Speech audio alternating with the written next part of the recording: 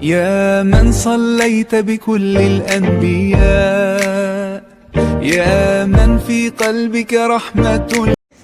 அஸ்ஸலாமு அலைக்கும். சிறிய அமல் பெரிய நன்மை தொடரல பெரிய பெரிய நன்மைகளை பெற்று தரக்கூடிய சிறிய சிறிய அமல்களை இந்த ரமலானுடைய நாட்களில் தொடர நம்ம பார்த்துட்டு வரோம். அல்ஹம்துலில்லாஹ். அந்த வகையில் இன்னைக்கு நாம பார்க்க போகிறது அமல் ரொம்ப நம்ம மனசுக்கு அமைதி அளிக்கக்கூடிய ஒரு அமல், ரொம்ப நமக்கு சந்தோஷத்தை கொடுக்கக்கூடிய ஒரு அமல், சிறிய அமல் தான், நன்மையும் ரொம்ப பெருசு. என்னது அப்படின்னா, நம்ம எல்லாருமே தொழுகிறோம். அல்லாஹ்வுடைய கட்டளைக்கு கட்டுப்பட்டு 5 நேரம், அது போக உபரியான தொழுகைகள் எல்லாமே தொழுவோம். தொழுது முடிச்சுட்டு சலாம் கொடுத்த உடனே நம்ம ஒவ்வொருத்தரும் ஒரு ஒரு விதமான வேலைகளை செய்வோம். ஒருத்தர் உடனே ஃபோனை எடுத்து யூஸ் பண்ணலாம், ஒருத்தர் வேற ஏதாவது ஒரு வேலையை யோசிச்சுக்கிட்டே தொழுதுருக்கலாம், அந்த வேலையை போய் செய்யலாம். ஒரு சிலர் தொழுறதுக்கு முன்னாடியே பிளான் பண்ணியிருப்பாங்க, தொழுது முடிச்ச உடனே இதை போய் செய்யணும், இல்லை இதை போய் பேசணும், இதை பண்ணணும் யோசிச்சிருக்கலாம். ஒரு சிலர் துஆ செய்யலாம். இந்த மாதிரி நம்ம நிறைய கேட்டகரியாக நம்ம எல்லாரும் இருப்போம். ஆனால் நபி ஸல்லல்லாஹு அலைஹி வஸல்லம் சொல்கிறாங்க, உங்களை நீங்கள் தொழுது முடிச்சுட்டு யார் அந்த இடத்துல உட்கார்ந்துருக்கீங்களோ அவங்களுக்காக மலக்குமார்கள் துஆ செய்கிறாங்க. அவங்களுடைய உது முறிஞ்சிடாத வரைக்கும். நம்மளோட உது முறிஞ்சிருச்சுன்னா அது துஆ நமக்கு கிடைக்காது.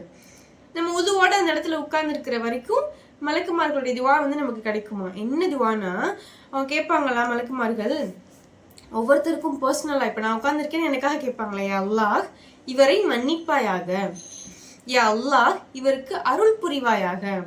இந்த வாழ்க்கையிலேயே நமக்கு ரொம்ப முக்கியமான 2 தான் அல்லாஹ் கிட்ட இருந்து. ஒன்று, அல்லாஹ் நம்ம செஞ்ச பாவத்தெல்லாம் மன்னிக்கணும். அடுத்த விஷயம், அல்லாஹ் நமக்கு அருள் செய்யணும். நமக்கு அல்லாஹ் கொடுத்துருக்கிற எல்லா அருள் கொடைகள்லையும் இன்னும் பரக்கத் செய்யணும்ல. அந்த 2மே நமக்காக மலக்குமார்கள் கேட்பாங்களாம். துஆனா சும்மா இல்லை, அல்லாஹ் அந்த 2 வார்த்தைகளையும் எவ்வளோ அழகா பயன்படுத்த வச்சிருக்கா மலக்குமார்களை. நமக்கு மன்னிப்பு வாங்கி கொடுக்குறாங்க, நமக்கு அருள் செய்ய சொல்லி அல்லாஹ் கிட்ட முறையிட்டு மலக்குமார்கள் கேட்குறாங்க. ஸோ இந்த 2 விஷயமும் செய்கிறாங்க. ஆனால் நாம செய்ய வேண்டியது என்னன்னா, வேற ஒன்றும் கிடையாது. தொழுது முடிச்சோடனே அதே இடத்துல வேற எந்த ஒரு வேலைகளோ வேற எந்த ஒரு சிந்தனையும் இல்லாமல் அமைதியாக அல்லாஹ்வோட நினைப்போட உட்கார்ந்துருந்தா போதுமானது.